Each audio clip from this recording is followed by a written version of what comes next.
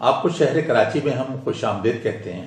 بہت بہت شکریہ، اگرچہ اس کی ضرورت تو نہیں کیونکہ یہ تو میرا اپنا ہی شہر ہے۔ کراچی کی فضاؤں میں پہنچ کر آپ کیسا محسوس کر رہی ہیں؟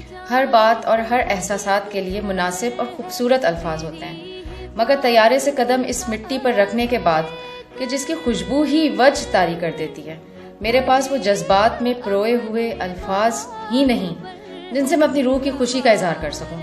تقریباً ساری زندگی آپ نے پاکستان سے باہر گزاری ہے اور تقریباً سال میں آپ کے کئی چکر پاکستان کے لگ جاتے ہیں۔ ہاں، اس لیے کہ میں یہاں سے انرجی لے کر جاتی ہوں۔ انرجی؟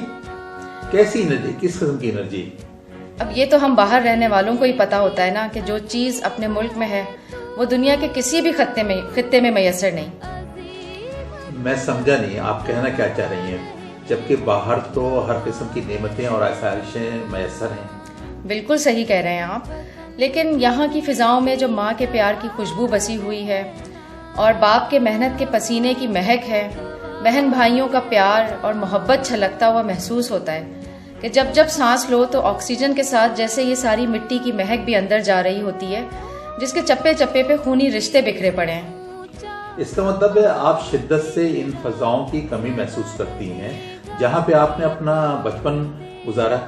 ارے میں تو بڑی معمولی چیزوں کو بھی مس کرتی ہوں۔ اب جیسے کل کی ہی بات ہے کہ تندور کے سامنے سے گزرتے ہوئے گرم گرم نان کی خوشبو نے جیسے قدموں میں زنجیر سی ڈال دی۔ اب ان گرم گرم نانوں کو آپ صبح فرائی کر کے رنگ اور خوشبو بکھیرتی چائے کے ساتھ کھانے کا جو مزہ ہے وہ تو پھر بڑے سے بڑے ریسٹورنٹ کے ناشتے میں بھی نہیں ہے۔ اس کا مطلب یہ ہوا کہ آپ کمی تو محسوس کرتی ہیں، لیکن آخر ہمارے وطن میں کس چیز کی کمی میں ہے آخر؟ میری نظر میں صرف ایک چیز کی کمی ہے اور وہ ہے ایمانداری۔ ایمانداری تو ہمارے اندر ویسے بھری ہوئی تھی اور شاید ہمارے وجود سے چھلک بھی رہی تھی، اسی لیے ہم نے اسے نکال کر ایکسپورٹ کر دیا۔